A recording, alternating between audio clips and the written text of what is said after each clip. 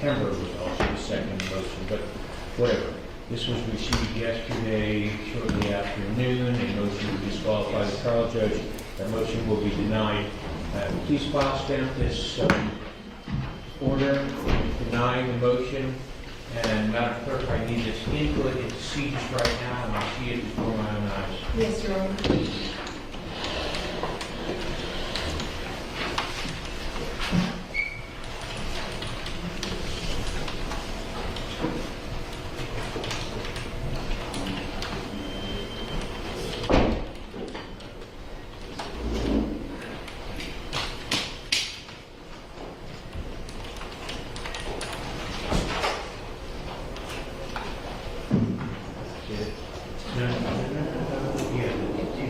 Yes, Your Honor. Okay.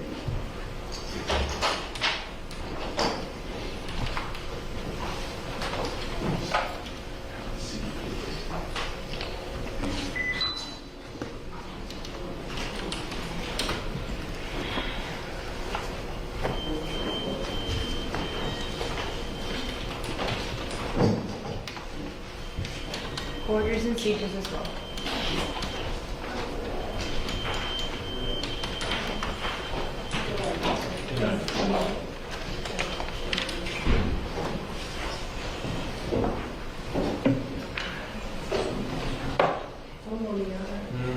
Not do anything to get that done. Yes, Your Honor. Judge, I entered the order as well. It's already visible, as you can see. Do you have it in CODIS? Yes, right It's here. showing us CODIS now? Sequence 658. Okay, good. Now we're permitted to continue on in this case. All right. Your Honor, before we move forward, may I say something? Of course. Good morning, by the way, again. Your Honor, would the court consider staying the proceedings in view of the fact that it is our intention to file a writ with the 3rd DCA? That motion will be denied.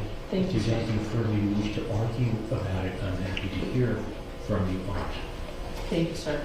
And then also before we proceed, just for logistical purposes, is it okay if Mr. Rosa gets moved a little bit closer to the middle and maybe I can present from here?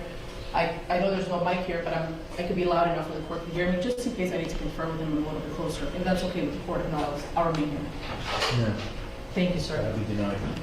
But do not hesitate to inform me if you need a moment to chat with your client during the time that you are presenting argument today. Thank you. You're welcome. All right, so we sent out an email yesterday laying out what is been filed as pre-trial motions. Thank you for the 3-inch binder delivered this morning for the court's consideration. However, right on top is one of the motions I thought we might start with. Mr. Boris, how are you? Good morning, Judge. How are you doing this morning? Good. Hi, Ms. Hogue. And I have Ms. Good morning, Your Honor. Before we get into anything substantive, I just wanted to, in an abundance of caution, let Your Honor know that the lead detective is on Zoom. Oh, good, I don't yes. see any issue with that, but he wanted to make sure he heard whatever the pretrial rulings are for trial preparation. If Sure. that's all right with Your Honor, he's on Zoom. That'd be great. And let me also say this. I've got about 100 people sitting in the waiting room. We have thus far only allowed in for our Zoom the lawyers and people that we knew were particularly involved in the litigation and things that we'd be going forward with here. Thank you very much. And previously, both parties had objected to a public Zoom. I don't think there's going to be anything that we need to discuss being not open to the public. If there is, we can always go into a discrete Zoom later. But does either party have any thoughts about whether you want me to allow in people on Zoom that are not part of your litigation team or the state attorney's office? We take no position on that. How about you, Mr. Young? And we don't have an opposition to the public being allowed. Okay. All right. I do also have to caution you, though, if I do that, I'm going to have to close the meeting and restart it, because the only people who will be allowed to have visual, show me a visual, or chat, or be heard, are going to be people that I allow in as co-host. That's for security purposes, because the last time we allowed chats from the public, we had threats against participants in the trial. I can do that if you want, and I would instruct, it's going to take us 5 or 10 minutes to get that done. If you want me to do it, I'm happy to open this up to the public to view it as a webinar, and I'll do that. Does the party have any preference as to just leaving it as it is? We're open to the public in the courtroom. That's all that's required under the law. If you feel it necessary for me to open it to the public on Zoom, I'm happy to do that by way of January 5. But I just wanted to know whether there's any request for it today. The state isn't making any requests for I'd it. like to defend. And again, Your Honor, we do not object to the public being present, much like they are in person. Are you requesting that the Zoom be made public? I'm not requesting it, I'm not opposing it. Okay, will not be then. All right. Why don't we go ahead and start? I will, however, on January 5 do that. But it's just a lot of monitoring on our part and a security risk at this time. All right, let's go with, why don't we start with who has an objection. Derek Rosa's motion in limine, filed November 7, 2025.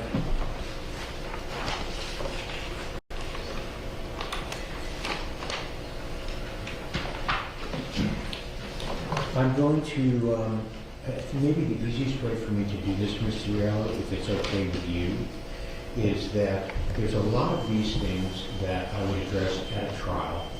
After hearing the evidence up to that point, which would then tell me whether it's relevant or admissible or not. And I think I'd like to identify those, and then I would like your thoughts on whether it's something that is more pressing and needs to be addressed now. I don't have a problem with that. Okay, let's do it that way. Paragraph 5 talks about the state having provided you with 878 photos. You stated at least 60 could be post-mortem photographs.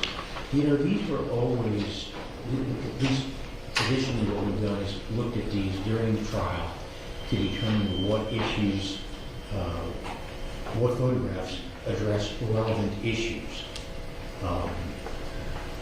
And I think that it might be best to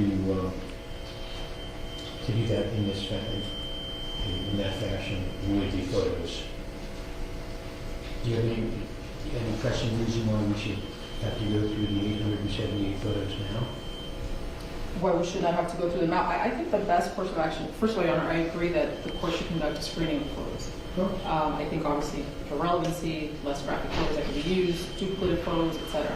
I think that the best and most efficient course of action would be the state as a proponent of that evidence to kind of single out the ones that they are, they're going to use, and perhaps we don't even need court intervention. We don't need to spend our time going through that amount of photos, Your Honor. I imagine what we're going to do is when we come to that point in the trial, at some break prior to that point, so that we don't waste the time of the jury, the state will present the ones that they've selected for presentation to the jury.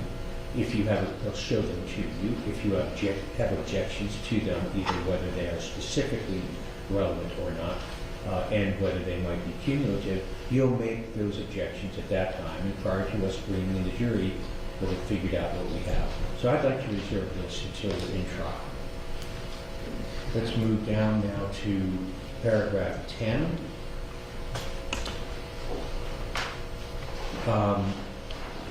The lay witness testimony regarding the condition of the body. I have to address that at trial because I don't know what it is that the person might be testifying to and what would be objectionable. Unless there's something that you think is going to be testified about that we need to address now. I don't believe so, Your Honor. Nothing past what I've put forth in the original motion. Then let's go to paragraph 11, the medical examiner testimony and state argument. That seems to me to be a bit premature because the medical examiner obviously is going to give his credentials and it would be based upon that. And the examination is done as to what opinions would be relevant under 90.700 et cetera. And this stuff on physiological, not psychological effects, yeah, I get that. And the Huggins case does make sense with regard to the specifics there. We'll just have to see what the state wants to present. Is that okay with you? That is, Your Honor, just for the record, it was my understanding from the state's response that they do concede to that specific, Okay. to that specific rule. Let's go ahead and take a look as we travel along. And when I say that specific point, I mean the testimony regarding physiological versus psychological effects. Okay. All right, the cell phone extraction report that we're talking about. Judge, if I may, just Sure, Mr. Clark. Just to clarify the state's position, there are some physiological responses that the defendant exhibited during the course of the attack. And so to the extent that some evidence that shows a physiological response tends to prove a material fact, there are some things we would like to elicit, but as to her psychological subjective experience, we agree that that would not be admissible. But physiological responses to the attack, there is some evidence that she exhibited that and would intend to. I guess you're talking about the existence of defensive wounds. That, and also there is some evidence that the victim was aspirating, and evidence of that is depicted in some crime scene and medical examiner photos that there was aspiration. Okay. Well, we'll jump that river when we get to it. But I do see your point. We'll see what's relevant and what's not at that time. Moving to paragraph 14, the cell phone extraction. I guess I got to deal with that as it comes up, as to what becomes relevant and what doesn't become relevant. And I think a bit of that may have to deal with the Ronnie McNutt video motion that comes up later also. So I'm going to, unless there's an objection, I'll deal with, well, I don't know what the state wants to present by way of the cell phone extraction. And when you're ready for that, we'll take a look at it. Yes, sir? Judge, if I may, I can let the court know that the state did file a notice of its intent to introduce a summary exhibit. Right. The state's digital forensic expert, Sergeant Cremesini, did prepare a summary exhibit from the defendant's cell phone extraction. And so, to the extent that the defense and the court would like a specific idea of where the state is heading, I think that would be the best source for everyone to look at and consider. Have you had an opportunity to review that, Mr. Ayala? I have, Your Honor, and I think that's, we should hold off on, I agree with reserving on that vote. We'll address that on the week of the 5th, because some of this stuff I'd like to streamline a little bit. Or we end up doing it after we pick a jury, but I just don't want to, you hear me say this a lot, I want to chill my jurors out in the hallway on matters that could be brought before the court without wasting their time. So I'll go ahead and just mark this. We'll address this on the 5th, or during the week of the 5th. Does that make sense? Okay. I must say this. On paragraph 7, it says that the state has disclosed recordings and other evidence portraying law enforcement's custodial interrogation of Derek Rosa. This evidence includes inadmissible hearsay and/or information that is unduly prejudicial or irrelevant to the elements of the charged offense. I looked at the statement the other day, and I'm wondering what y'all are referring to. Your Honor, are you talking about the 911 call, or are you talking about the police? Paragraph interrogation? 17 of your Or 17, I'm sorry, you said 17, okay.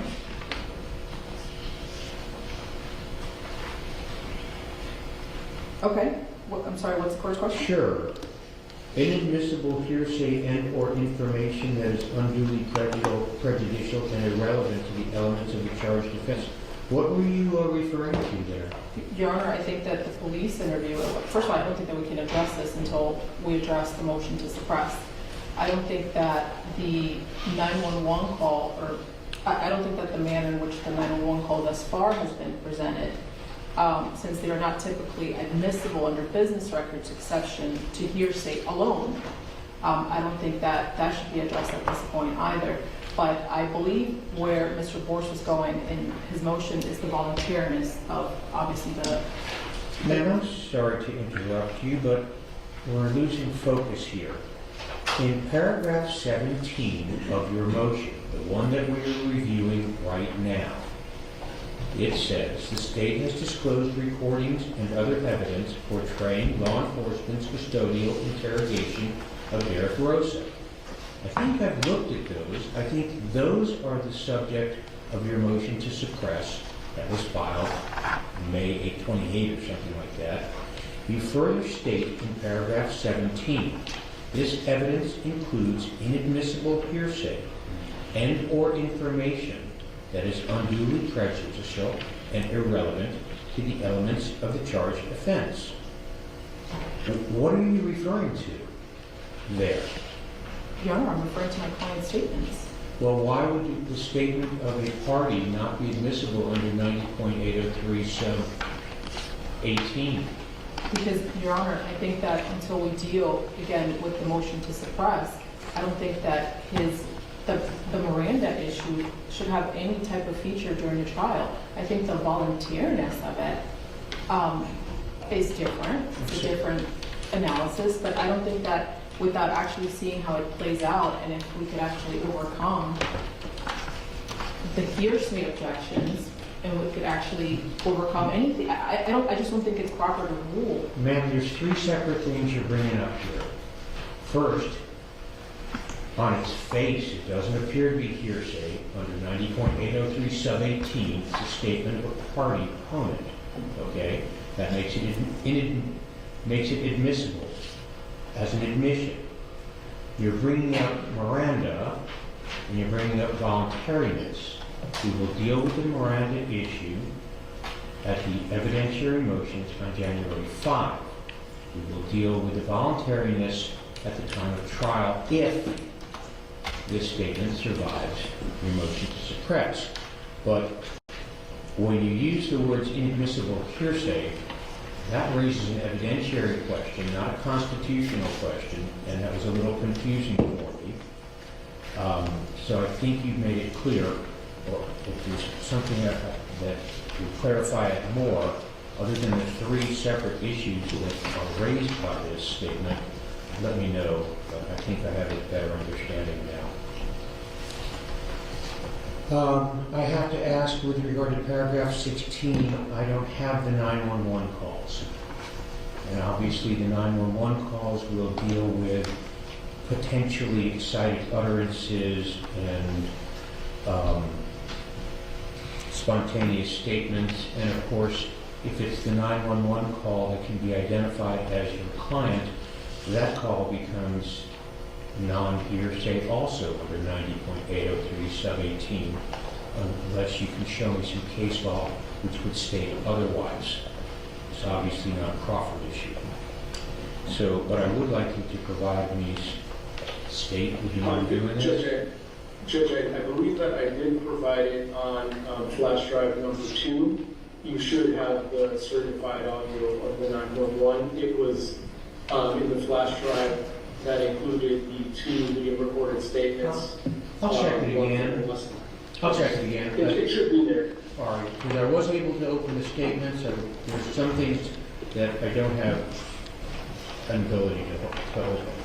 That's good. I'm sorry. I was going to say, I'm here all week. Judge, if there's an issue, I can bring over another file. That'd be awesome. It's just that some of the PDF documents, they haven't provided us judges with an advanced version of PDF yet. So. Okay. All right. Moving on further on page 4, the MCI Express records. I think I have to hold that in advance, Ms. Riello. Is there something I need to address on that right now? I don't think so, Your Honor. Thank you. Judge, and I Yes, sir. apologize, I do need to jump in here. The state did file its notice of intent to rely on a custodian of record for the MCI business records. And so I took the defense's motion in limine challenging the admissibility of those records to be a challenge that is delineated under the subsection, which was why I am asking the court to review all of the MCI records in advance and overrule their objection to those business records. It is a preliminary finding that, given the fact that the defense is challenging those records, I don't know of any basis for them challenging it, but because they are, we would ask the court to make a preliminary finding that the records are what they purport to be, because our intention is to admit them through the certified custodian.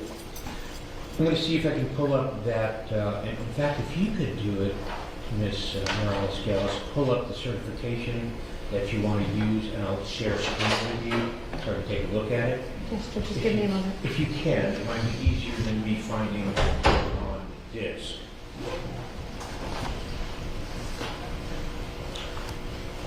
And I have it up if you want to show my screen. That would make it even easier. Let me go ahead and do a share screen. I'm sure that all of the non-lawyers watching this are just finding it fascinating. And Judge, I'm or sending falling you a asleep. request. All I'm right. going to send you a request to share. Okay, I'm screen sharing. Stop. Let me do my stop share. You will be allowed. Here we go. Okay, thank you. So I'm pulling up the certification of records. The certified custodian is Edsel Cortez. He is affiliated with MCI Express. He's in charge of their security, as well as the person who's most familiar with the way in which the trucks have GPS. So Edsel Cortez is the custodian. He is the representative of MCI. And he provided us the GPS log, trip history, videos, photos, and dispatch, all of which were certified. Let me stop you for a second. Let me stop you for a second.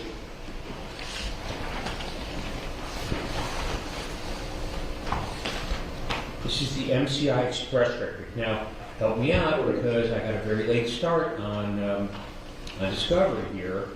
MCI Express is what? I'm MCI asking Mr. Express Forrest. it is the employer of Frank Ramos and Guillermo Sevilla, as well as Arena Garcia's brother, as well as another gentleman who may or may not become relevant. So as it pertains to this document, Mr. Cortez certified GPS logs, trip history, video, photos, and dispatch regarding Frank Ramos, regarding Guillermo Sevilla, and a third individual who hopefully will not necessarily be relevant, but to the extent it becomes relevant, there's a third gentleman as well. What is it you intend to prove through these records? Yes, Judge. So, and I'll stop sharing my screen. The records were provided by NCI Express to show the whereabouts of Frank Ramos at the time of the murder.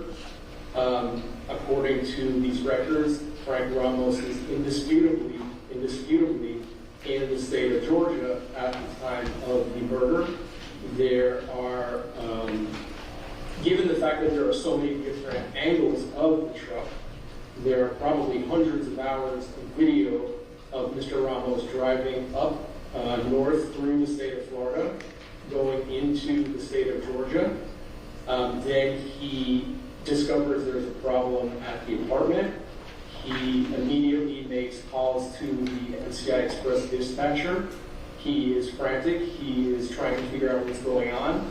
The dispatcher then has him meet up with a gentleman named Guillermo Sevilla. And the purpose of that is that Mr. Ramos had to transfer his load to Mr. Sevilla, at least temporarily. And as Your Honor likely saw in the videos, you were able to see on video Mr. Ramos drive his truck up, meet with Mr. Sevilla. There is an exchange of the load, and then the GPS records show Mr. Ramos driving back down to Miami-Dade County, and then him getting out of his truck. And as we know, he then went to the scene to try to find out more information. So Let me stop you for a second. You've indicated he made calls to his dispatcher frantic. correct. Are those calls recorded? They're all recorded, Judge, and I did provide translations of those calls to the court. Did he make those calls on his personal cell phone? Yes, he did, Judge. Do you have cell site location on the personal cell phone? Yes, Judge, we did get the cell site location All right. for Frank Ramos. This is going to be more important when we come up to the motion we'll be addressing in sometime today. Okay. Dealing with your seeking to preclude evidence from the defense. But, and the transfer of the trailer that he was towing with the truck is done with, say, Guillermo Sevilla? Guillermo Sevilla, and when a truck leaves the loading area, there is a check-in report and a check-out report, basically documenting the load attached to the truck, what it leaves when it returns. Where was that transfer done? Well, the actual check-in and check-out reports are done when he arrives back in Bentley, which is the headquarters for MCI Express. Right. So it shows basically that when he returns, he now has the trailer of Mr. Sevilla, not the trailer he left with, because they had to exchange it. Where did they do the exchange?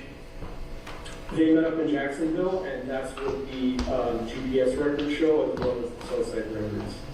Okay. All right, I'm going to return to these a little bit later. I guess the immediate question, Ms. Riella, would be, are there deficiencies in the... Put that back up on the screen for me, Mr. Boris. Yes, sir. I should have put it out. There you go. And I would actually really only review something like this now because I don't want to spend 2-3 days having to get another custodian and to redo a records. Move it all the way down to the top. Move it all the way to the top, please. I'm looking for the statutory number. Hold it right there. Because as you know, there's provisions within the statutes which allow for certification by a records custodian without them appearing before the court. And I see it as a time saver, unless you have some belief that these records are not the records of MCI Express. And Your Honor, let me start by saying no. I think that MCI does keep these. First of all, we have to separate these records, right? We have to separate the trip logs from the GPS, from the videos, because the trip logs are kept and handled by MCI. The GPS logs were handled by Geotab, which is a separate company. And the videos that Your Honor has belong to Samsara, which is also a separate company. Now, let me ask you this. Yes, sir. MCI Express is saying that these are made during the course of regularly conducted business activity by a person having knowledge of the matters, and that they're kept by them in the ordinary course of their business. Why would that not fit under 90.803 sub 6? Your Honor, they are kept by them. I think really that the issue here comes with that they have knowledge of them, because when Mr. Cortez was deposed, he specifically said that he couldn't testify to certain things about the inner workings of that product. He keeps the logs because obviously if there's an issue or if there's a subpoena, he turns over those logs. Yeah. But he can't really testify, for example, as to why there's a time difference in those videos. He can't testify as to why they're incomplete. He can't testify as to a lot of the technicalities about that evidence, and that's why I think it's important to parse it out. Well, that witness would be available for you if you wish to subpoena him, correct? But I mean, the standard here is very low Right. in determining whether these are business records or not. And you don't seem to be indicating, well, I guess what I would hear from your argument is that because of some type of gap, that they're not sufficiently trustworthy under the general concepts of hearsay. But I need to hear something far more specific than that. As far, however, as a records custodian affidavit goes, do you have any argument that this document is not sufficient to show that the materials that it describes were not made by a person having knowledge of the matters, were not kept in the not kept in the course of the regularly conducted business activity, and were not made as a regular practice? No further argument. Okay, so then I will ask you this. If you have a trustworthiness argument to make, that's going to have to be factually based. And I'll ask you to provide that during January 5, during that week. Because I just don't want to have to stop a trial in the middle, show the jury outside, and take on witnesses to do something that we could do now. All right, let me continue on. Conclusory statements of identification on page 5 of your motion.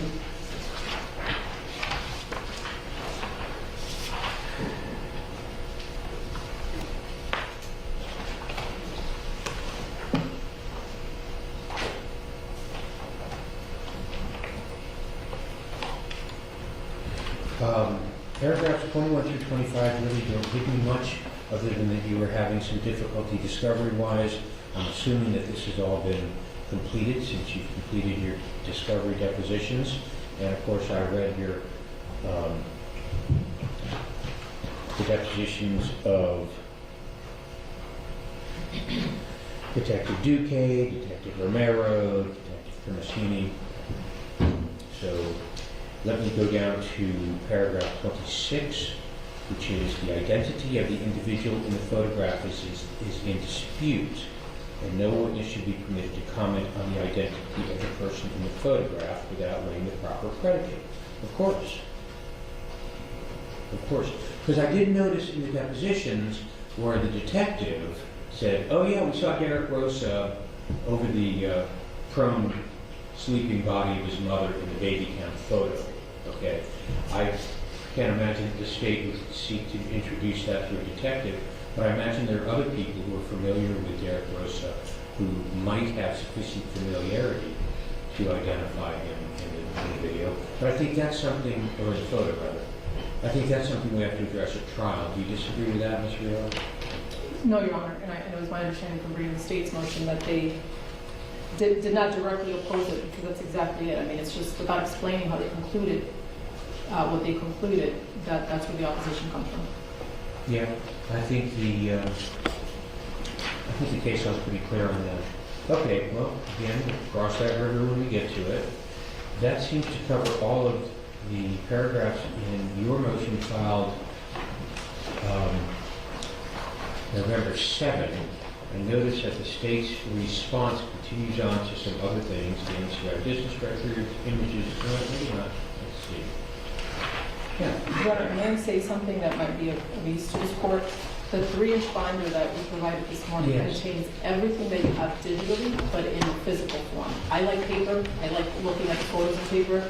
I don't know if Your Honor does, but that was the spirit behind it. The only thing that is new is the case law that I filed this morning in response to Mr. Gore's supplemental authority that he filed yesterday. That's the only thing that's new. Other than that, that saved me from having to print it all out this morning. and I didn't want you looking at a USB, so that was the spirit behind that binder, 3-inch binder.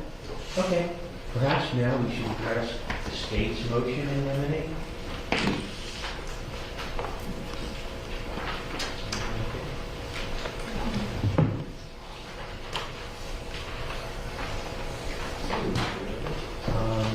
Let's see.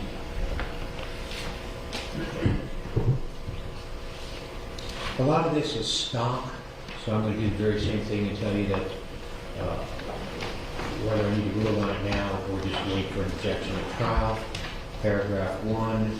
I can't imagine that the state, you're not going to do that, are you? Well, I'm not going to do that, but I want... Oh, you want the defense precluded from discussing other specific cases where defendants were wrongfully convicted? I think that's probably appropriate. I mean...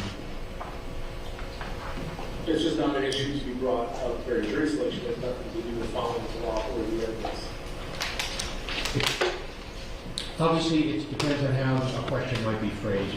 So on paragraph 1, paragraph 2, paragraph 3, I mean, paragraph 2 and 3, 4, 5, 6 seem to be fairly black letter law, Mr. Rowe.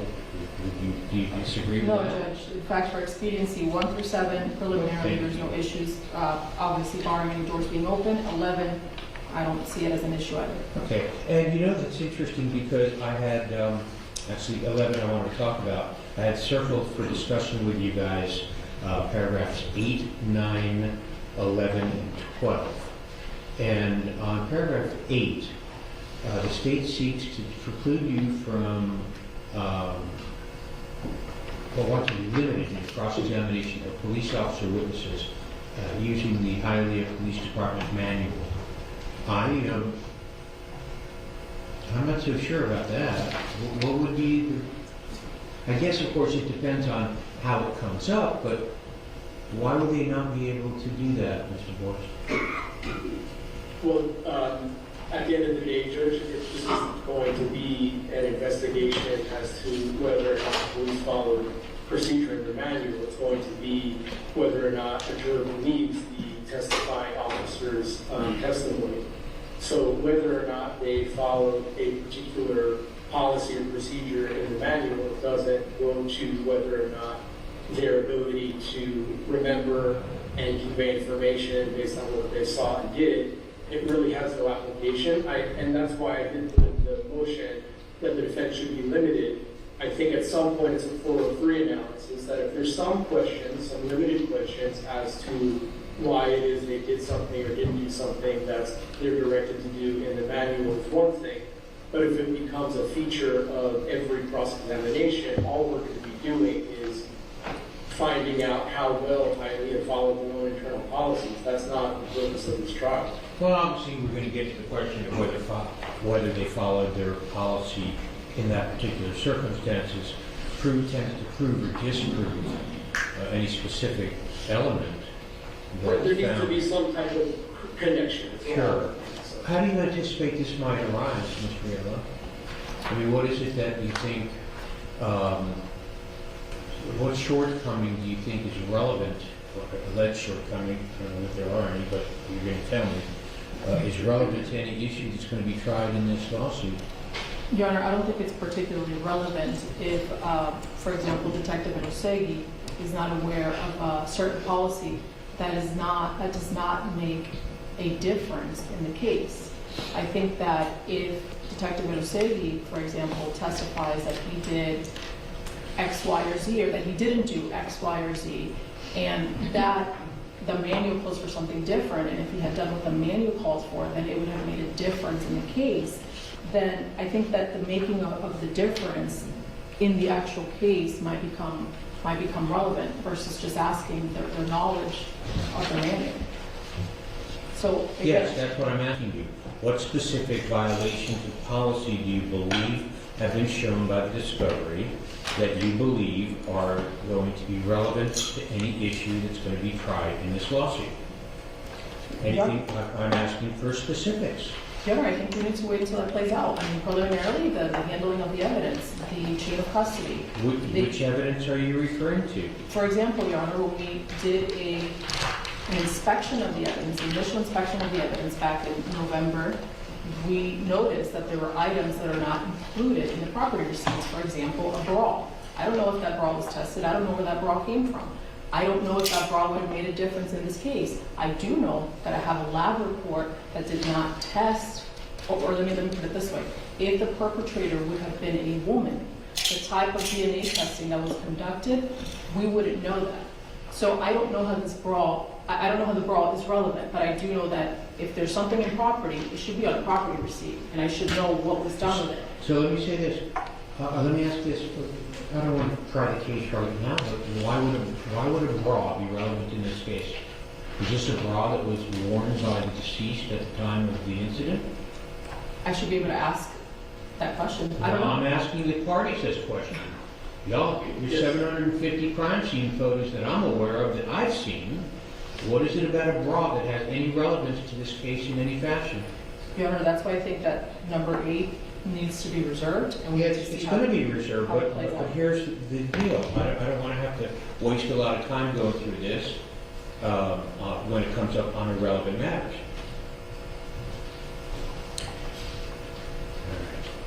All right. See the party want me. You okay with me just reserving on this at this point, Mr. Boris, Ms. Riella? Yeah, that's fine. All right. Let's go to number 9.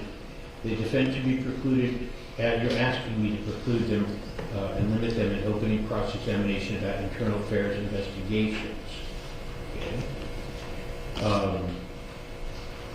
What is it that, now that you have done a full investigation in this case up to this point, Ms. Riello, how would this issue arise at trial? Your Honor, number 9, well, there's 2 ways that I've seen this arise. One would be a situation where law enforcement believe that they have the right suspect and they do no further investigation. They stop looking, pretty much. What does that have to do with an internal affairs investigation? If Your Honor recalls, or I don't know if this court recalls, but there was an internal affairs investigation that was detonated as a result of one of the officers in Hialeah Police Department transmitting some of the ME photos to a chat that Hialeah Police Department has. The chat is part of the case file. We received the screenshots and the photos and the video.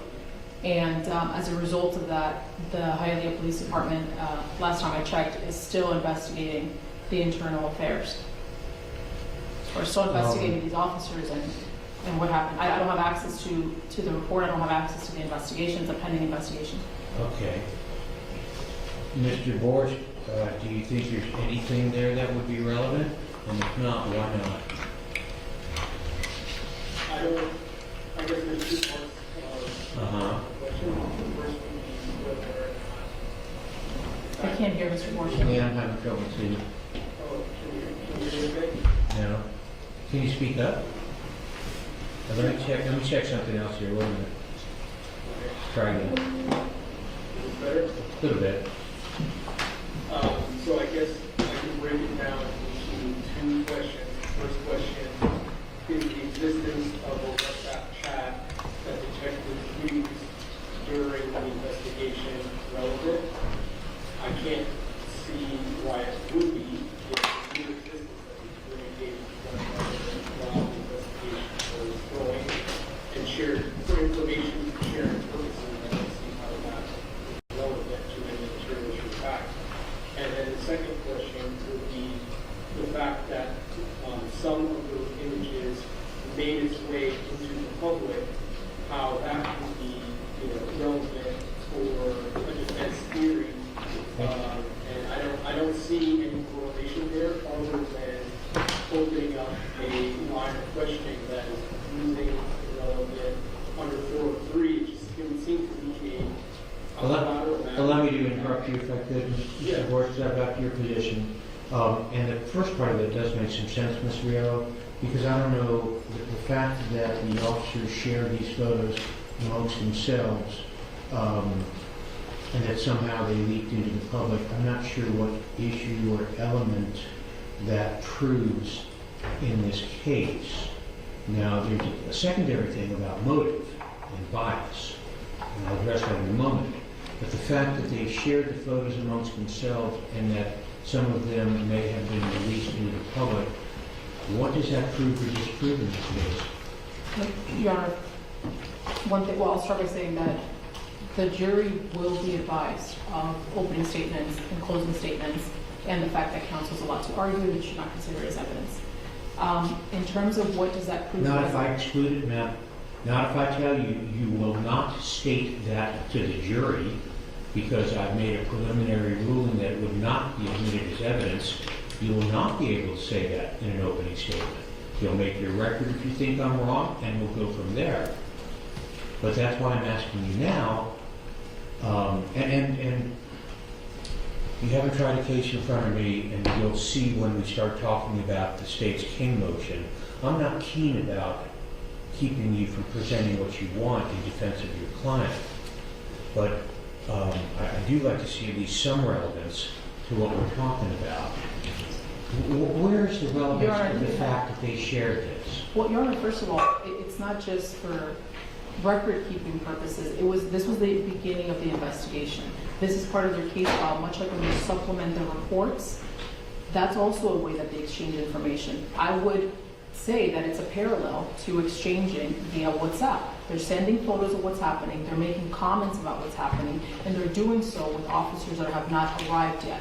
I would say that by that point, they're making comments about exactly the conclusion of this case, which to them, at that early on stage, was that Derek Rosa killed his mother. That was the conclusion before that crime scene had even been released. And again, it's not just them exchanging it. I would hope that it's not just them exchanging it for the purpose of shock or glory. I think they're genuinely exchanging it as part of their investigation, much like they supplement their reports, much like they call each other on the phone, and much like they update their notes on new witnesses, new information. I don't see how I would be forbidden from asking a detective about how they store information, and that's part of how they store information. How do they share information? That's part of how they share information. How do you keep up to date before you arrive on the crime scene or what's happening at that crime scene? And that WhatsApp chat is part of it. Well, I guess we'll get there during the trial, but obviously if it's, well, what's wrong then with them sharing information in that fashion? If it's part of their investigation and informing other officers of what's been found or what is believed. I mean, after all, police may take a position or may have leads that they follow or may want to have some sense of what occurred so that they can start collecting evidence in an appropriate fashion. All right, well, if you're going to be crossing an officer about how he conducted this investigation, that's fine. Any other, and the fact that an internal affairs investigation,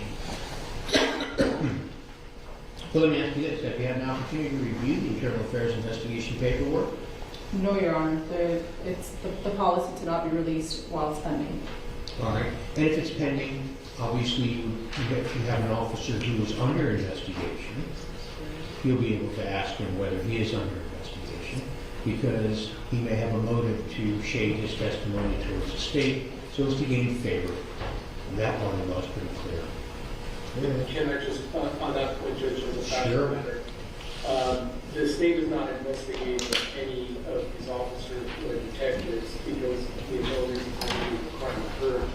The internal affairs investigation is for internally Hialeah police to see if any of their policies and procedures were not followed in relation to the use of the WhatsApp. But I don't think it would be fair or accurate to imply or suggest that any of these officers or detectives will be testifying for example in the state. That's your position, sir, and you'll have to show me some case law otherwise, because my recollection of the case law is if you're under an active investigation from the police department, that's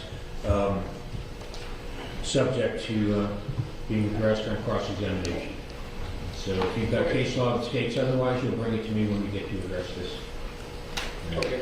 Let me continue on to paragraph 11. If this court were to rule that his constitutional rights were not violated, I think this is correct. The defense would not be able to argue a constitutional violation.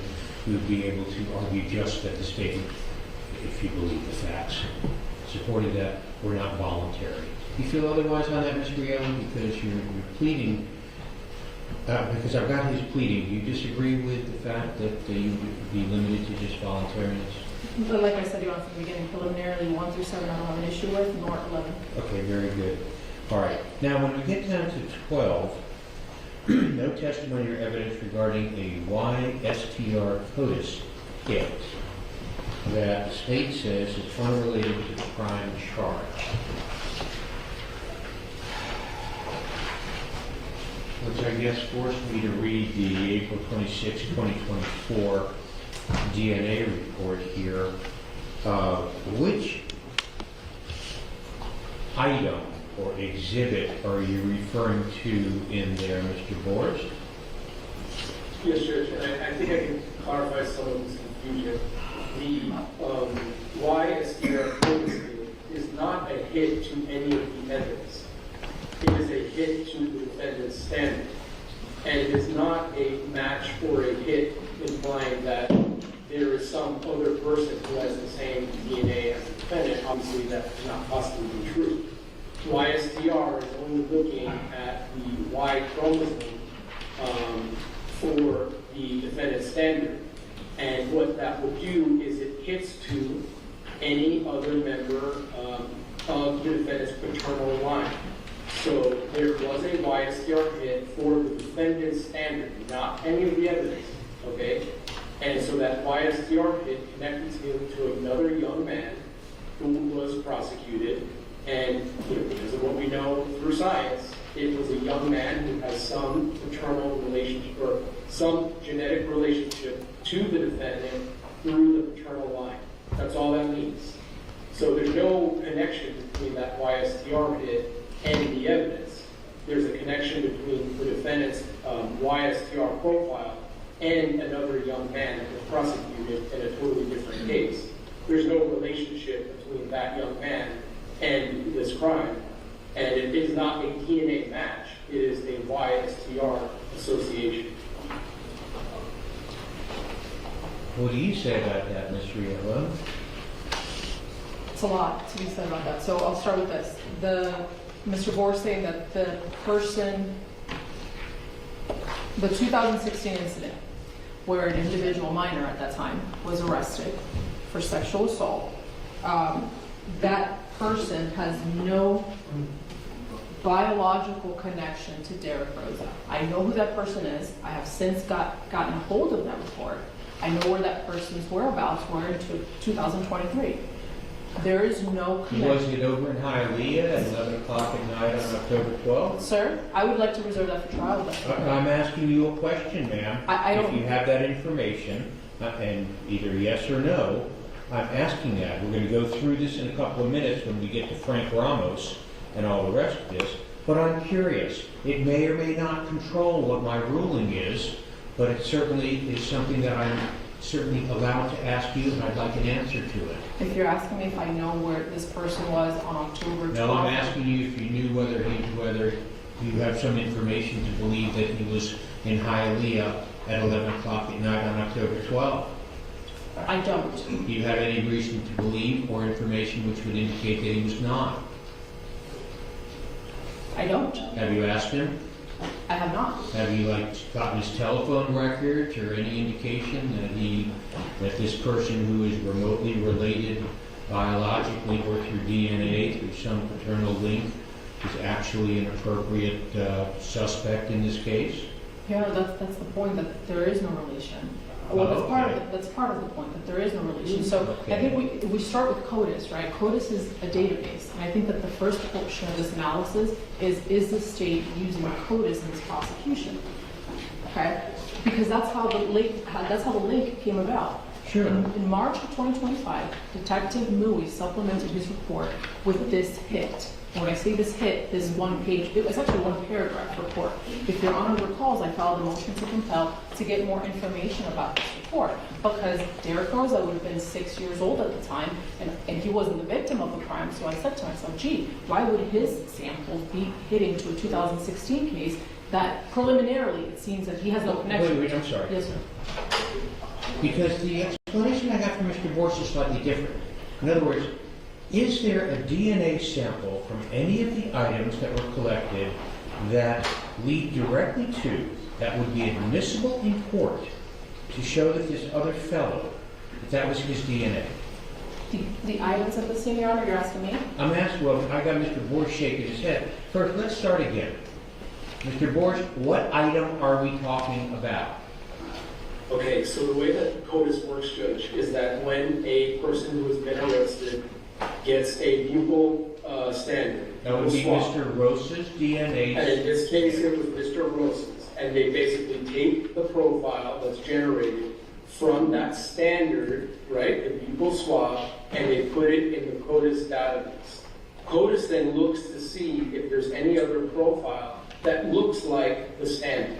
In this case, there was an individual whose YSDR which is not a complete DNA profile. It is only one's profile through the Y chromosome, and it hit to somebody in Derek Rosa's maternal line. Okay, And so would that evidence be admissible, sufficiently scientifically reliable to be introduced in a trial for this other person charged with this crime?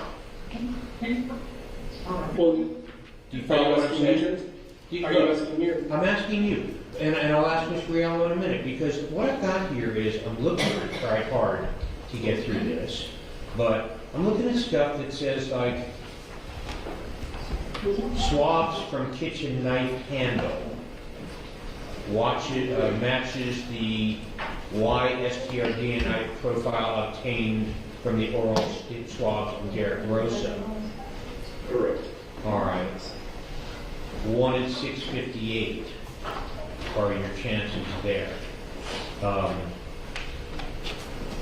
Is that sufficient? Would the Essentially, all that the CODIS says, Judge, is that the defendant has a relative through his male line who has been arrested. That's all the CODIS says. It doesn't say anything beyond that. okay?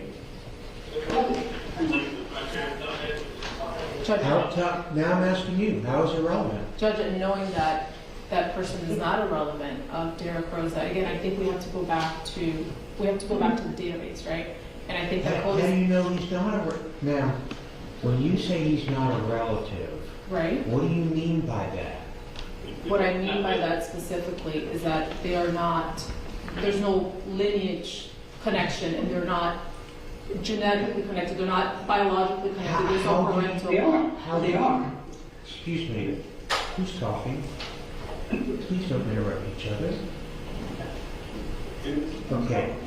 I'm asking you, how do you know? I mean, you may have asked him, you may be looking at marriage records, but you know, sometimes people spread their DNA outside the bonds of marriage or in a normal manner.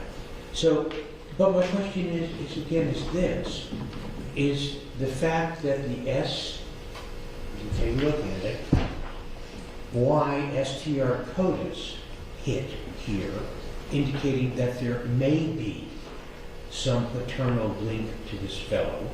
Would that be admissible as evidence in the courts of Florida, sufficiently specific to put him in that bedroom at that time? Your Honor, I believe so. I think How that, so? because I think that otherwise this report would not have become part of this record. I think that I should at the very least be allowed to ask the lab technician. I should be allowed to ask individuals from the lab, from FDLE. They supplied, first of all, I would argue that the state is a proponent of this evidence because they supplied us with this report. I didn't go out looking for this report. Now, once this report came to life, I should be able to ask the officers, much like I'm able to ask about other things. I'm going to ask you, Mr. Boris, are you familiar, you're the one who's usually the proponent of DNA evidence. Since this cannot be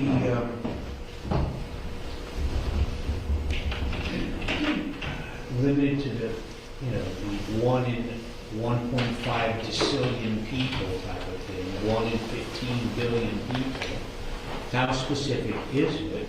And is there case law or anything out there which would indicate its admissibility where this fellow would have been charged in this offense?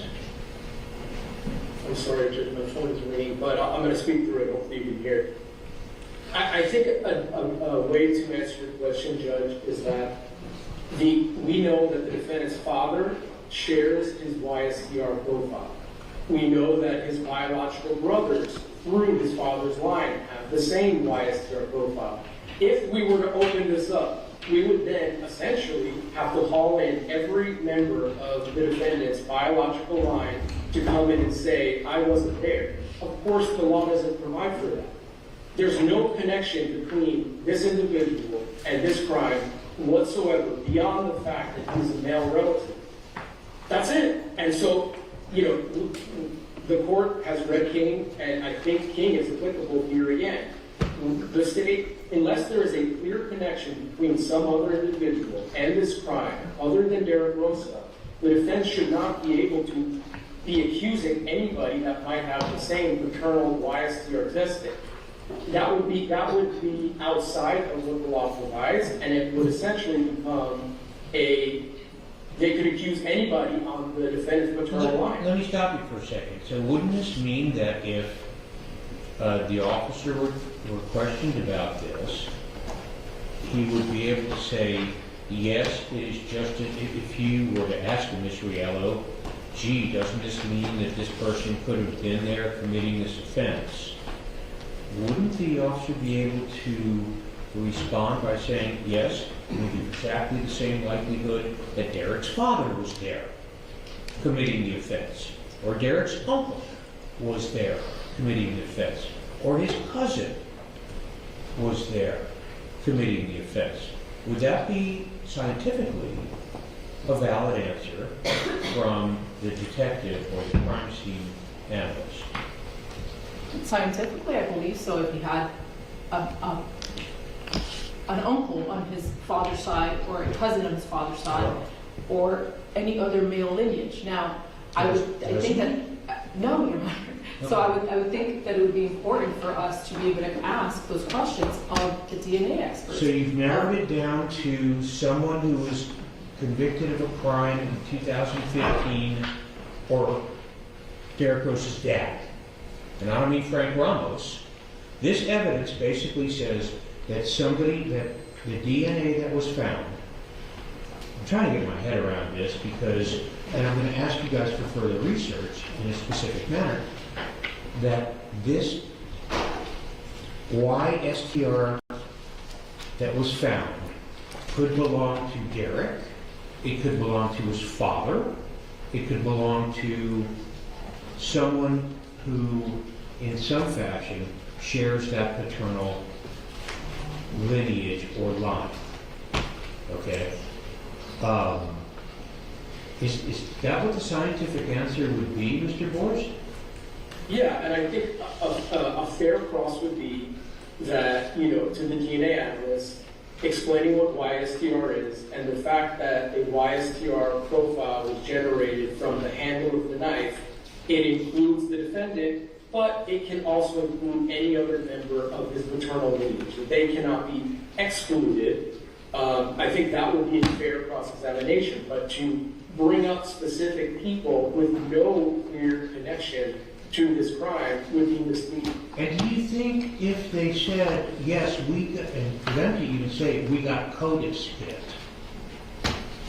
which would, well, if anybody explained what a CODIS hit was, or even that the person's DNA happened to be in a criminal database, do you think that that DNA being in a criminal database would be admissible against this person if they were charged with this crime, or the fact that they've been convicted of or arrested for something 8 years remotely would be admissible?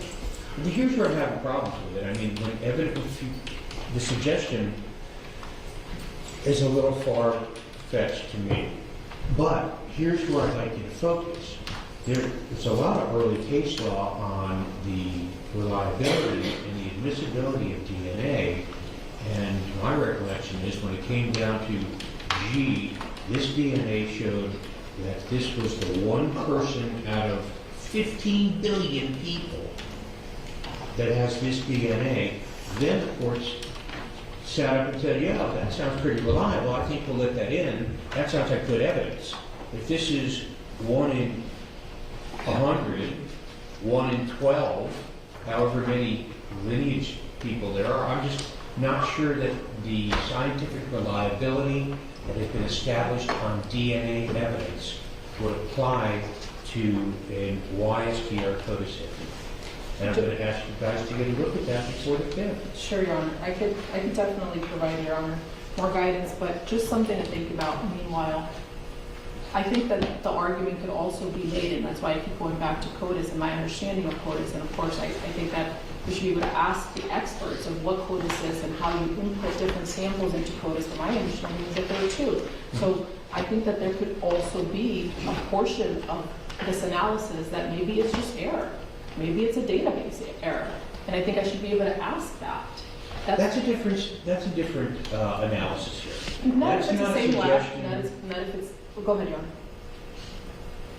If you're looking at this as a suggestion that someone else's DNA was found there, I'm not sure that you have sufficient scientific basis for that. Oh, and I've got to tell you, I haven't done it in a while, but my oldest daughter was a DNA sequencer at the American Museum of Natural History for 10 years, so I have some insight. If you don't mind, I may ask a DNA expert about this. He didn't do forensic work, but I'd like to know a little bit more about it. If you have an objection, I won't. But here's my concern. I don't know, I've already expressed it. Go ahead, Mr. Bush. Judge, my thought would be, and I think it would be helpful for me to provide you with the DNA analyst deposition. Her name is Michelle Andrade. Okay. She was fully deposed on this issue. She can explain exactly what YSTR is and why it is that what I'm saying is in fact accurate and true. So I'd like to provide that to the court. Okay. Do you disagree, and I'd like to look at it, I'll reserve this to the fifth. Do you disagree with Ms. Riallo that the fact that the other individual has been convicted and sentenced would not be admissible at all in this trial? I'd have to provide further research. Oh, seriously, then?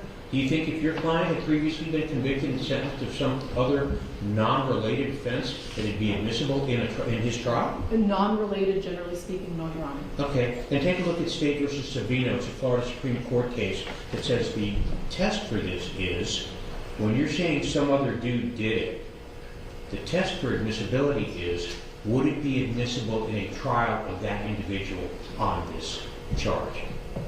So I'm going to ask you right now, if Mr. Rosa had been convicted of something prior to this date, that it would not fall under 404, would it be admissible in this trial, in his trial? I can't think of a way that it would be so Me general. either now. So as far as maybe there's other people out there in the universe who share this YSTR, but you tying it to a CODIS hit, and you tying it to a conviction on another charge, I think that's a very, very far stretch.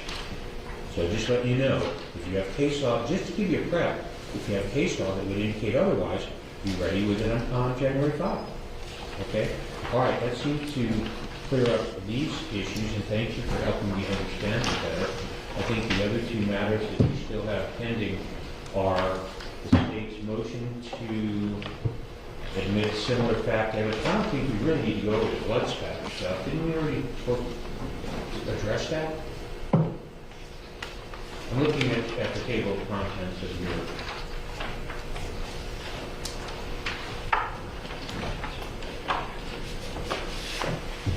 I'll leave it to you. What would you guys like to address next? I think D is fine. Which one?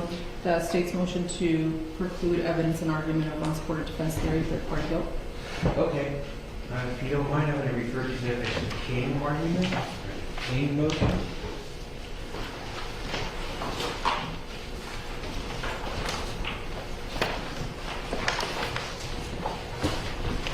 But Mr. Borsch is presenting the other two motions, so I think it should, in all fairness, whatever he wants to argue next, it doesn't have to be King. They're his motions, Your Honor, is what I'm saying. Whatever he's prepared to argue next, I'm prepared to defend. Well, let's start with one that I think he's going to lose.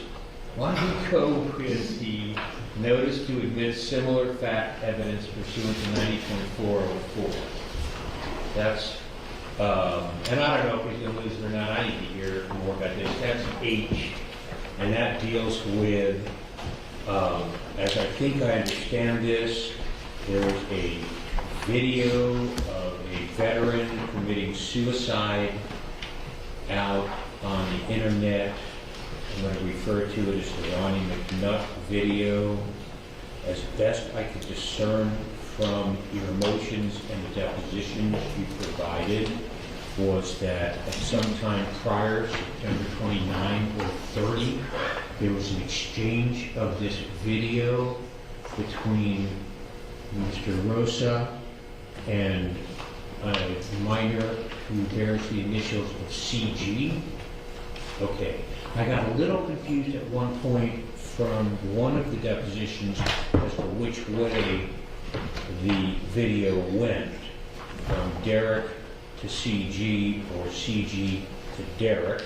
And of course, that I was unsure of when I looked at page 106 of Parmasini, the forensic guy. Can you clarify that? The video went from whom to whom initially? And can I, maybe it would be helpful to give a proffer of what I believe the evidence shows, Judge? Sure. Because that way I can adjust what my understanding of the facts are based upon what the parties tell me. But go ahead, Yes, Judge. So, as a proffer, what the state believes the evidence shows is that on September 29th, 2023, CG sent a video to Derek Rosa. The video was of the Ronnie McNutt suicide video. The video is extremely graphic, it is very violent, it is very bloody. And this is a suicide video that went viral some time ago and is out, for the public, unfortunately.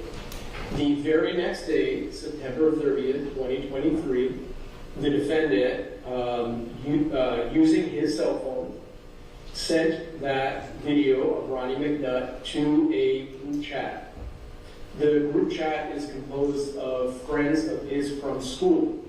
And so that's helpful for your honor. CG is not a friend from school. CG lives in a different state and is a friend of the defendant through video games. Okay? Got it. He shares that video on the 30th with his group of friends. He begins first by asking, "Do you want me to scare you?" And the students begin to react. He then sends the video of the suicide. The students in the chat begin to react appropriately. They are disgusted, they're horrified. And the defendant's responses to the video are not one of disgust or horror. He is, and again, the evidence supports that he's somewhat enjoying the video. And the video, or the exchange with the students at the end of it, is he writes, "Rest in peace, Bozo," with an emoji of a smiling face and a gun to his head. Fast forward to the day of the stabbing, so that's October 12th, 2025. Once again, the defendant is displaying the suicide video. He is showing it to his girlfriend, EP. He is showing it to EP on the school bus on their way back home that afternoon. When the defendant shows it to EP, according to EP, and all of this, again, is their sworn statements, so this isn't just me saying it, this is in their sworn statements. The defendant shows it to EP. EP is very upset by the video. The defendant is laughing. He is finding the video to be funny and asks EP, "Do you think that this is funny?" And she doesn't. About a few hours later, EP, according to EP, decides to break up with the defendant because she was so shook up by the defendant's enjoyment and laughter when showing her the video. There is also, according to Sergeant Armacini, and it is in the summary exhibit provided to the defense, the defendant also shares the suicide video through Discord on the day of the attack. So on the day of the attack, he has shared the suicide video with a group on Discord, and he has shown it to his girlfriend. Okay? A few hours pass by. The defendant then begins to make a number of searches on his cell phone. All of those searches are related to knives, stabbing, and the final search being the carotid artery. So that occurs in the afternoon leading up to the stabbing itself. Then we know, based on the digital evidence as well as some of the baby monitor images, that the attack occurs roughly 11 p.m. That's supported by the baby monitor as well as the defendant's digital footprint in his cell phone. About 7 minutes or so only about 7 minutes after the attack, after the murder, the defendant reaches out to CG. And again, this is all very significant. CG, the very person that sent him the Ronnie McNutt video, he now is reaching out to CG, telling him, would you like to see, or, do you want to see something? Let me know what you think about what I'm sending you. Things of that nature. Okay? Very similar, once again, to what he was doing with the Ronnie McNutt video. Exhibiting content, bloody content, to his friend group in order to get the reaction. And he did this that very same day. So within less than 10 minutes after the murder, he is reaching out to CG. He then sends him a photo of his mother's body laying in a pool of blood, and then the selfie of himself with his hand covered in blood. And his expression, I would submit to the court, is he has a playful expression on his face, that he is more or less showing off. And they come in sequence, one right after the other. They then have a phone call where the defendant, according to CG, these are his words, not mine, according to CG, the defendant is laughing. He thinks that what occurs is funny. And then CG responds to Derek Rosa, basically, dude, you killed your mom? And CG would say that he is alternating between shock and disbelief. And remember, this is all leading up to Halloween. And as I put in my notice, CG and the defendant were speaking about Halloween costumes, and the defendant wanted a scary Halloween costume. So there's a very strong connection between CG and the defendant during this short window of time. While they're on the phone, the defendant then sends more photos. One photo of the gun that he had recovered from the closet, and another photo of his mother's body in a pool of blood. That's while they're on the phone together. CG then essentially rejects the defendant's invitation to find this to be funny or a source of amusement, and the defendant reacts, and at that point he begins to cry. They do, according to CG, pray together. CG tells him that he should call 911, and then the defendant proceeds to call 911. I should also note, again, this was all related because in addition to him sending these photos to CG, he sends two of the photos, the first two photos, the photo of him posing the selfie, and the photo of his mom in a pool of blood. He sends them through Discord around the exact same time, within minutes after the murder, and the Discord chat group receives them. Only one of the students, the young man, his initials are LL, only he sees both images. He sees the photo of Arena Garcia's body and the selfie of the defendant. He deletes the photo of the victim in the pool of blood, but leaves up the selfie, and then other students do see the photo of the selfie that the defendant took through the Discord app. And it's the state's strong position that this, the timing, the circumstances, essentially it's the way in which the defendant was sharing and interacting with his friends is so related to the event itself because of the timing, the immediacy. All of it really shows that this is inextricably intertwined, and it proves why the defendant did what he did, because he immediately took the photos and sent them to his friends. All of this tightly aligned with one another and is necessary for the state to prove the full context of what occurred. Let me ask So you. that's my proffer, Judge. I got your proffer, Mr. Boris. Let me ask you this. Would it be your intent if I said that there is some relevance to the fact that CG was someone that he shared gory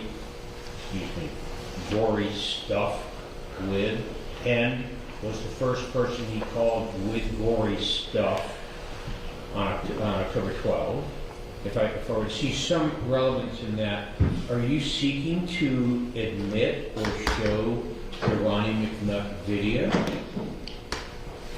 Your Honor, I think if the court were to conduct a 403 balancing and the court found that the video itself would be unfairly prejudicial, then we would, of course, understand that the court, in an effort to protect the defendant's right to a fair trial, if the court felt that that would infringe upon it, then we would accept the court excluding the suicide video itself as overly prejudicial, but ask that we are able to admit the testimony of the witnesses. Okay, Ms. Riel, I need to hear from you on this, because I got to tell you, I started this, looking at this in a review of like, I wouldn't think that I would allow this in, but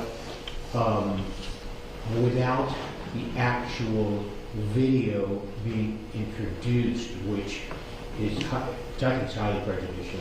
It's just way too graphic and disturbing.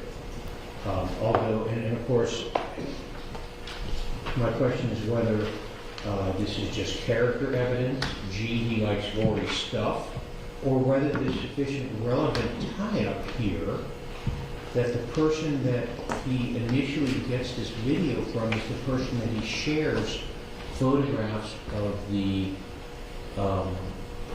his dead mother with in very short order after her death. That's starting to indicate to me not a signature identity, but it is relevant towards the identity of the person who killed Ms. Garcia. Let me hear your thoughts on this motion, please. Your Honor, there's a lot to unpack, okay? Yeah. And I think that's part of the problem with the motion, and I was hoping to get clarity in the presentation, and I haven't read it. I think that, first of all, we need to establish what is the material fact the evidence supports. That's one. Well, And- I'm sorry, let me stop for a second. It's really identity of this individual. How does he know this individual? What is their relationship? Because I assume the state is going to put into evidence, my guess, is that they're going to put into evidence the fact that very shortly after 11 o'clock at night, this fellow CG started receiving phone calls and photographs implicating your client in having killed his mother right there. In other words, they're alleging that he did it, and then called this fellow up and sent him photographs of it. There may be some relevance to how does he know this guy? What is their earlier interaction? Why? And then a question of why him? It doesn't. I've got to tell you, I'm like right on this fence. I'm not sure which way to go with it, but I can see that the connection, if you will. I'm sorry to interrupt you. No, it's okay. I think, Your Honor, I think that, first of all, the evidence is being lumped together, and we really have to separate it, right? To your argument of it establishes identity, I think that the prejudicial nature of this exchange, without specificity from the state and without any type of, I think it's propensity at best. I think the fact that the state is discussing the reaction of the children, and to summarize it, if I may, it is the state's position that this defendant gets off on gory content. So really the murder is incidental to creating content. What relevance does it have if he actually enjoyed it? In fact, I would say that that opens the door for me to then introduce character evidence, perhaps get an expert, perhaps get maybe a statistician or somebody that gives me the statistics on how many people, how many children have viewed this video, what the reaction to it is. Mr. Borsch classifies it as they reacted normally. What does that mean? I mean, there's a lot of different explanations for a flat effect. Forgive my pronunciation. There's a million different explanations of why people respond differently to stimuli. I think that, let me try to break it down, but I think if we're focusing on the creation of gory content to shock and to gain glory is really the intent, then really the murder is just incidental to the creation of gory content. But ultimately, it's speculative at best. How the state's speculating if he actually enjoyed it. I think that's one. I think that would open the door for me to introduce evidence of how he did or he didn't. Second of all, I think it's entirely irrelevant the children's reaction, which most of them had already seen the video anyway, because I don't think that the reaction goes to any material fact here. What does it matter? I mean, like I said, there's a million explanations why people react to things differently. And I think that it's also important that the video was sent to him after he's sending photos of his newborn baby sister. That's the response that he gets, okay? And Your Honor has this. Why is that important? Your Honor? I'm sorry. Because I think that really what the state is doing here is that they want to pin him as a depraved, inhumane, insensitive human being. That's really where we're going, right? I get off on gory content. I call it character evidence. Okay, you know? character propensity, and that's sure. what 404 is about. You don't bring in prior wrongs, bads, or acts just to show that this is a bad person. Whitmore talks about it as legal relevancy versus logical relevancy. But I got it. That's what I was asking before. If he had prior record, exact element, no, it doesn't prove a specific element. But the exceptions in 404, I was trying to figure out whether these worked or not, are to prove a material fact in issue, including but not limited to proof of motive. I mean, was it his motive to do this to impress his friend by exchanging gory stuff, or impress his CG or his other friends?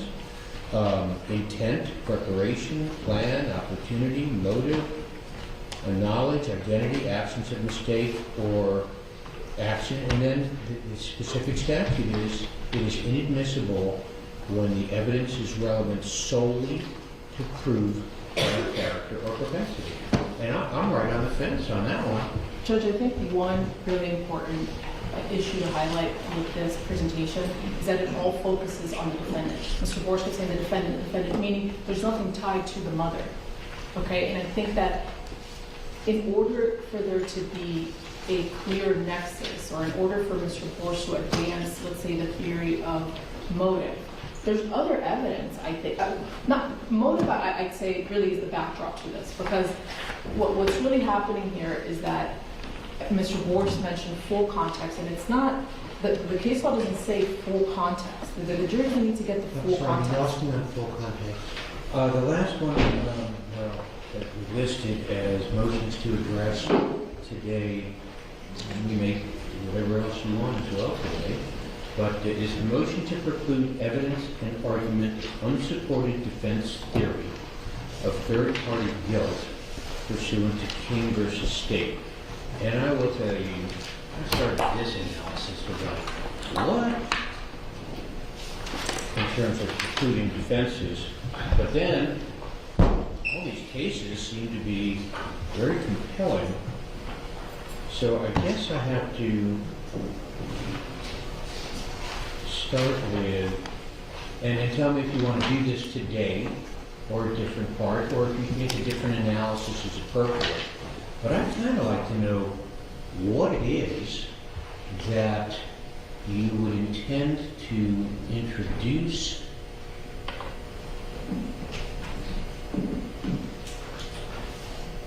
in terms of evidence from the defense that would suggest someone else did this.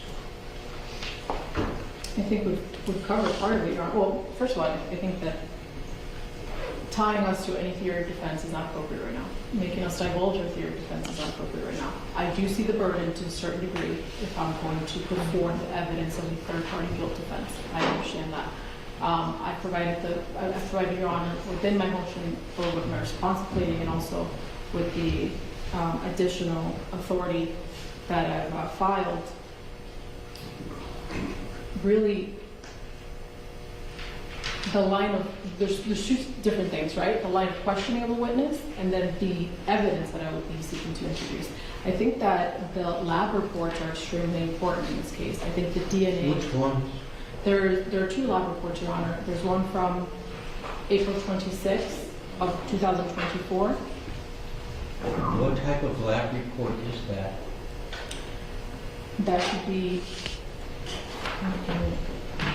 in your binder. I'm sorry, I know we've been going for 3 hours, but I still haven't had an opportunity to read through this. No, I understand that, Your Honor. It's also in the USB that we provided weeks ago.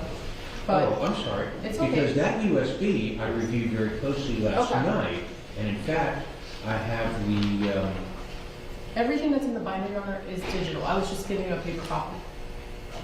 the USB that you provided today. No, sir, I did not provide a USB The today. USB that you provided on November 30 or sometime in December, I reviewed that last night. Okay, It's Your on Honor. a And if you, Kingston USB. yes, sir, and if you go to, Defense exhibits, which particular crime scene report did you want me to look at? Your Honor, if you go to your binder, if you're doing it in paper form, it's number 17. That's the lab report showing DNA of third party. I have that right here in my hand. And the best I could, and I was reviewing it earlier, that's why I kept asking Mr. Divorce, what specific item is it that you believe shows that third party? And the only thing I could get out of this with regard to third party DNA was something on the purple knife sheath. Is that, and I gathered that from page 3 of 4 of the forensic DNA report, where it's about 3 paragraphs from the bottom, where it says partial Y STR DNA profile was obtained from exhibit 11.1, swabs from purple knife sheath does not match the YSTR DNA profile from 10.1, which was all standards from Rosa. Is there something other than that that you're intending to utilize from this report? Yes, Your Honor. The top of the right foot, The what now? the top of the right foot on page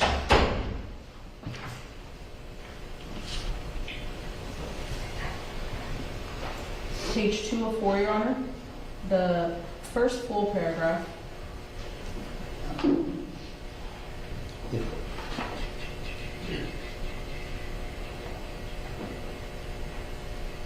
Right The top top. foot is the third paragraph. Left hand, my apologies. All right, a mixture of DNA profiles, 2 contributors, including 1 male, was obtained from 8.1 swabs from right top foot. The major component was that of Arena Garcia.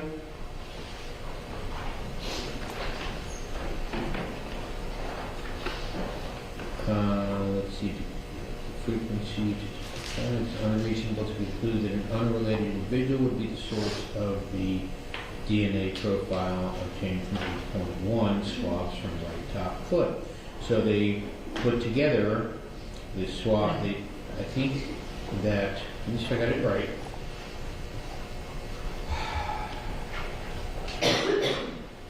If you would like, Your Honor, if it's easier, Ms. Medina could share the screen and highlight exactly what we're looking at.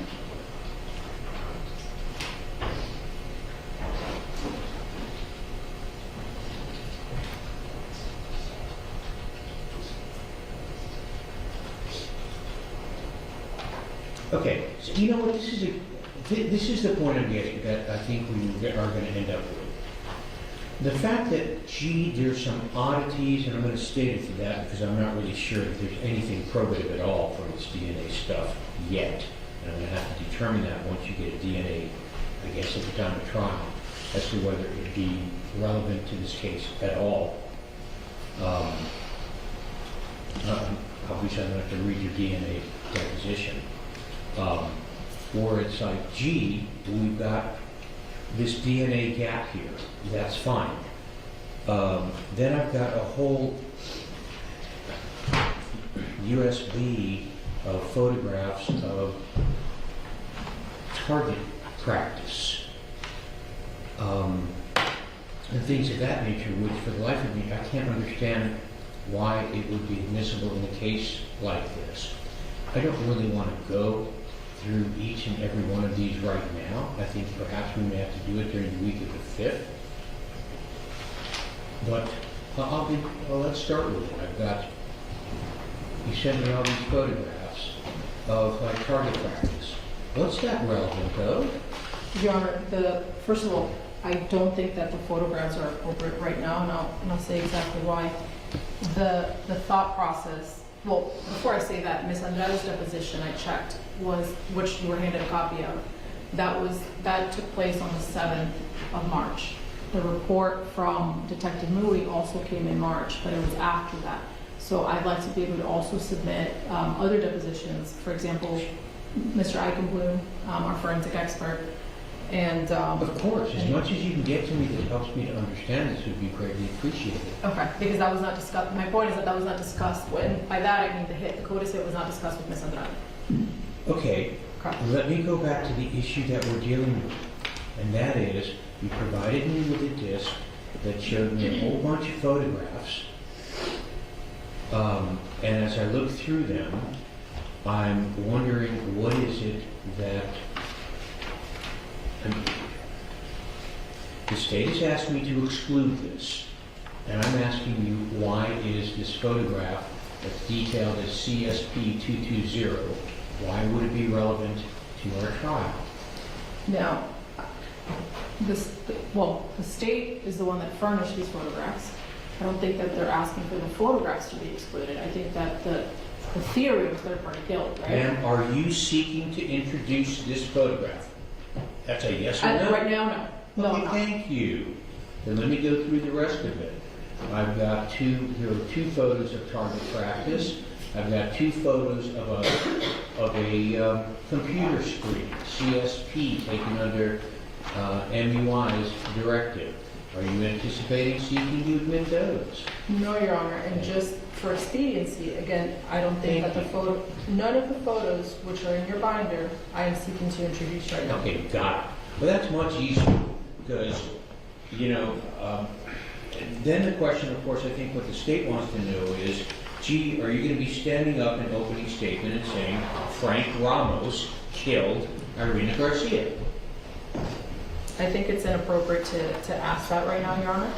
I think that... I think you're right to a certain degree, which is that you may not know what defense you're going to raise at a trial.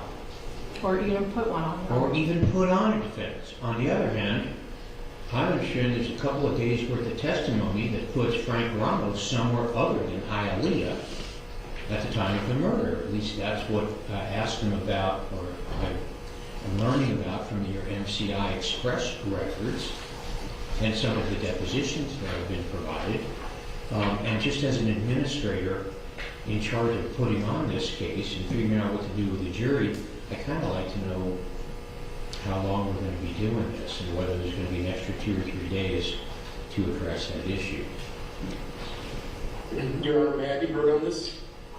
Of course, Mr. Borst, I'm not going to preclude anybody from being heard. I know you never do that. I just wanted to make sure it was my turn. I'm sorry, you just made me hurt my eyes rolling them again. All right, Jonathan, what did you want to tell me? Yes, Judge. So, under King, okay, and I think the court and the defense and the state all agree that King is directly on point, that the defense cannot accuse a third party unless there is a clear link between that person and the crime that is before the jury, okay? Not only is there not a clear link between Frank Ramos and this murder, Frank Ramos is undisputably on video in the state of Georgia at the time. And I've submitted to the court video evidence of Frank Ramos and Guillermo Sevilla in Jacksonville exchanging their trailer. I've submitted to the court GPS records showing that his truck traveled up north of the state of Florida into the state of Georgia. And that's exactly where he was at the time that this crime occurred. The cell phone records indisputably show that he was in the state of Georgia at the time of this crime. For the defense to be able to get up an opening statement and accuse Frank Ramos of committing this murder with no supporting evidence whatsoever, that is not lawful under the state of the law, under King v. State. It is entirely speculative. It is entirely remote. That's the way the law is. And unless the defense can show, Your Honor, which I thought was the purpose of today, for them to show, Your Honor, evidence that would impeach or otherwise call into question the state's assertion, supported by evidence, that Frank Ramos could not have been there. If they can't produce that today, the court should exclude the defense from being able to attack and accuse a man who was nowhere in the vicinity at the time of the crime. They have not provided that, Judge, and that's why you're asking about target practice and photos. That is entirely irrelevant. Today was the day the defense had any evidence to show that Frank Ramos committed this crime to present to the court. They have not, and the state has provided all of the evidence to show that he was in Georgia. So we are asking this court to enter an order precluding the defense from attacking and prosecuting Frank Ramos for a crime he could not have committed, and there is no evidence to suggest otherwise. Sounds so bad when he says it that way, Mr. Ramos. Yeah. There's a whole lot going on here. Okay. And I don't know if I can get to the bottom of it just yet. I mean, obviously, it may not be the best tactic for the defense to bring forward a theory of defense or a suggestion that someone else did it when the state suggests that they can so soundly take that evidence and cram it down your throat. It tends to undercut your credibility in front of the jury when that happens. So, but that's a decision that you have to make, because I'm not in a hurry to preclude a defense. Okay? On the other hand, I've heard it in this courthouse debated when a defense lawyer stands up and says, Frank Ramos did this, knowing that they did not, whether that's a false statement to a tribunal, you know, which is the bar kind of frowns upon. And I actually, with the assistance of a judge friend of mine, researched it. I don't find any bar matters that have ever been raised that way.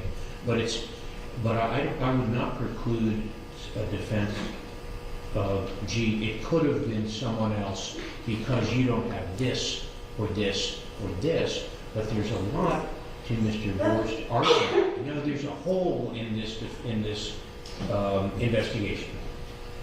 And the state can't prove that it wasn't this. Defense lawyers make that argument all the time. But to stand up and say, A, B, C, Mr. So-and-so did this with the full knowledge that they didn't, that's what I think Mr. Borst is bringing up.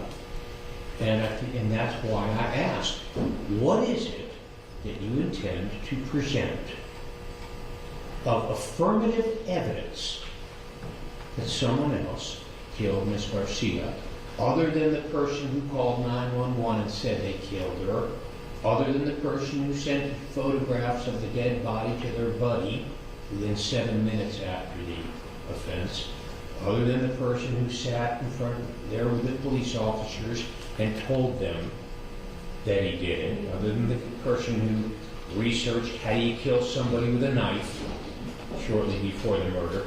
What affirmative evidence do you intend to present at this trial that someone else killed Ms. Garcia? Your Honor, as I said, I stand by what I said previously, that the DNA evidence. I think the DNA evidence is very important in this case. I also think that this issue is highly premature, and I don't know what the court entirely means, fully knowing that he didn't.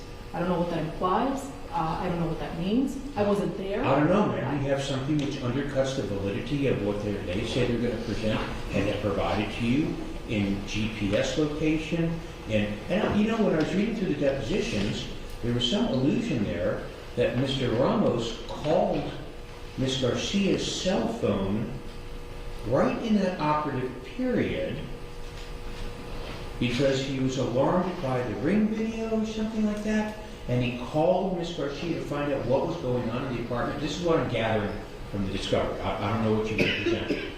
So, because I would kind of imagine he'd know exactly where his cell phone was and where her cell phone was when that call was made.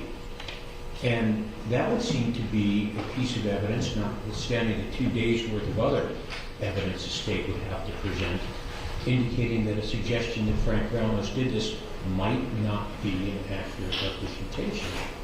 So that's why I'm curious about it, because, like I said, I don't want to deprive somebody of an appropriate defense. On the other hand, I don't want to spend 2 days chasing the tail on something that... Mr. Borsch, here's my problem. I don't want to be the fact finder here. I don't want to be the one who says, gee, this evidence definitively shows that Frank Ramos didn't do it. It may fall to a jury. Well, the issue with that, Judge, is this is exactly what King v. State is for, is that if the court chooses not to enter a pretrial ruling precluding it or excluding it, the state will be objecting every single time the defense ever tries to attack Frank Ramos and prosecute Frank Ramos, because there is no causal connection. And King v. State, that's exactly what King v. State says, is that the trial court sustained the objections from the state when the defense tried to elicit testimony or evidence that someone else did the crime. So if the court doesn't want to make a pretrial ruling, we will immediately object, and we will ask for the court to sustain every single mention of Frank Ramos, because there is no clear connection that the defense has offered that would otherwise undercut. I mean, I could put on video right now, for your honor, Frank Ramos in the state of Georgia doing his tremor exchange. You know, today was the day the court asked for submissions to resolve this issue. It either needs to be resolved now, or it needs to be resolved at opening statement. But either way, it has to be resolved, and the state wants to believe that the court will sustain any objections as it relates to Frank Ramos being the one who committed the crime, when we have irrefutable evidence. Why, Mr. Borsch? Why don't you just put on your irrefutable evidence? Because King v. State makes it clear that that is not... King v. State says that it's within the discretion of this court to exclude. It does not require exclusion. It allows the court to do this. And let me point out to you, Ms. Riello, you might want to take a look at Rivet v. State, 307 Southern 3rd, 801, which is much less evidence than Mr. Borsch has. That the court was sustaining in precluding 404 evidence and evidence against the alternative suspect. And also take a look at Robinson v. State out of the 4th back on November 12, which clearly lays out the burden there. If you're going to, I think it's in there. Yeah. An allusion to State v. Savino, which is if the defendant's purpose is to shift suspicion to another person, evidence of past criminal conduct of that person should be of such nature that it would be admissible if that person were on trial for the present offense. And candidly, anything you want to affirmatively present, I'd like to go through ahead of time to determine whether, in fact, it would be admissible under the Savino and Robinson standard that I think is appropriate. That's thus my question: what affirmative evidence do you intend to produce? I'm going to give this one some more thought. Mr. Borsch does make, again, I'm not in a hurry to preclude the defense. On the other hand, it's not really fair to allow you to make allusions that are disingenuous and not supported by the fact. I'm going to leave it open at this point as to what we do, and we'll figure it out before we finish up the week of January 5. Is there anything else that, I'm sorry to not be able to get to the bottom of this today, Mr. Borsch, but it's not something that comes up every day. No, I understood, Judge, and I know we provided a lot of materials for the court to review. If there's anything that the court would like to be published here for the court, I'm more than ready to do that. Maybe we may have to do it during the 5th. Okay. I will also say one other case you want to look at, Ms. Hialeah's Cohen versus State, which came out of this courthouse, tried before Judge Frederica Smith, who would be tough to find a more competent judge than she was, where the allusion to another suspect was precluded in that trial and sustained by the 3rd District. So you want to take a look at that. That's one of the authorities that I supplement. The only other thing that I would say, much like I did on the other motions of Your Honor, I would guide Your Honor to the supplemental table of authorities that I provided today on Okay. all three. And Specifically, excuse me, Ms. Morales, specifically the King motion, please. I will have a full opportunity to see those before the 5th. Anything else that either party wants? Yes, so just on that note, I see a voluminous binder and we had a lot of references to things that were provided to her this morning. The state wasn't shown anything provided to you beforehand, nor were we provided one, so I have no idea exactly what it is Your Honor's been reviewing or the defense keeps alluding to, so I don't know if they were able to provide a copy to the state. You're not terribly prejudiced because I didn't get a chance to review Well, it. It was handed to me as I walked in the court. Again- However, what it is, if you take a look at, and we can certainly provide you with that, the index indicates what's in there, and it appears to be all the materials that have previously been filed, with, including one that just got filed, which would have been the supplemental authority for the case. The list of cases that they Yes. Okay. Yes. If you want, you're welcome to take a look at the binder that I have right here to determine if there's something in there that you don't have. Thank you, Judge. I would like to take that opportunity and move out. Any other substantive matters that either party wishes to address for today? One more, Your Honor, please. Are we going to see new counsel on this case? Maybe, Your Honor. I mean, I don't mean new, but I mean new in the sense of additional. Okay. Nothing further from the defense. Not hearing anything now. All right. Okay. Is there any, I hear you from nothing further from the defense, but I want to expressly give you as much opportunity and a final opportunity at this point to address any matters that you believe are appropriate for you to address in the context of this case at this time, Mr. Yellow. And you're welcome to consult with your client before you decide what you want to address in court, if anything. I consulted with him during our break, Your Honor. Thank you, though. Okay. Anything from the state? No, sir. Okay. I imagine prior to the 5th, I'll send you all out an email that outlines the areas that we're going to be addressing. I'm thinking we may need a closed session because I'm going to need to discuss the logistics of how a jury can get picked in this case and management of that jury during the trial. And if we do that, we'll do it early and with a court reporter in change. Unless there's an objection to that. Okay, if there's nothing further, thank you all very much. I hope I didn't miss anything. Did I miss anything? Judge, do you want us to keep January 6th in mind when we're not Oh able my to goodness, finish? we're going till we are done. Okay, we're going to, Well, I mean, okay. how long do you think it would take to put on all the evidence on the 5th? Because, I'd have to think on that, but given that we may have additional evidence on some of the motions from today yeah, and some other I think things we're I'm not clearly sure. going into the 6th. Okay. Okay, and I don't know how, I assume we're going to get to hear from Dr. Sperry. On the 5th, yes, Your Honor. Yeah. Do you require her, actually, thank you for reminding, do you require her live or can she appear via Zoom? I'm going to ask the state what their feeling is about that. 1 second, Judge. Mr. Bohr says he doesn't have an objection. I certainly don't. I see that matter as more your rights than the state's when it comes to confrontation, and that's perfectly fine. I totally adored reading your deposition, I must say, and learned a lot from it.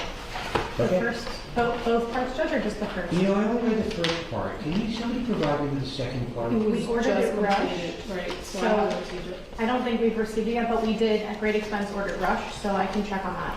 Okay. And if we have it, do you want it brought to your Honor's chambers? You'll send it to me electronically, that's Okay. perfectly fine. Just because Also, it would be a PDF, and I know you just mentioned you have issues opening some of the PDFs. some of them I do, and if I do, Okay. I'll let you know. The transcripts seem to come across okay. During the week of the 5th, we're also going to address a lineup of witnesses as to what the state intends to present, maybe